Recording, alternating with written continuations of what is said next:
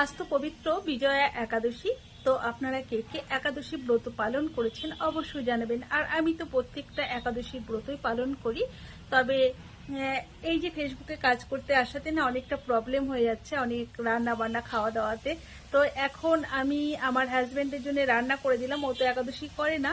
তো যাই হোক, রান্না হয়ে গেছে। আর আমার জন্য একটু এই যে বাদামের সবজি বানিয়েছি, তো ওটাই আজকে আমি প্রসাদ হিসেবে পাবো। তো এখনো কিন্তু সকাল থেকে কিছু মুখে দিইনি, তো একটু আগে স্নান করে এসেছি। আর এখন আমি একটু প্রসাদ মুখে দেব, তারপর ওই যে বাদামের সবজিটা নেব আর কি। তো তোমরা কে কে একাদশী করেছো জানিও। আর একাদশীর ব্রত কিন্তু পালন করা খুবই দরকার, খুবই ভালো। এই একাদশীর ব্রত মাসে দুটো, 15 দিন পর একটা, এটা তো করা যেতেই পারে, তাই না? আর এটা কিন্তু করা খুব ভালো, তোমরা কিন্তু করতে পারো। সঙ্গে থেকেও ভালো থেকো।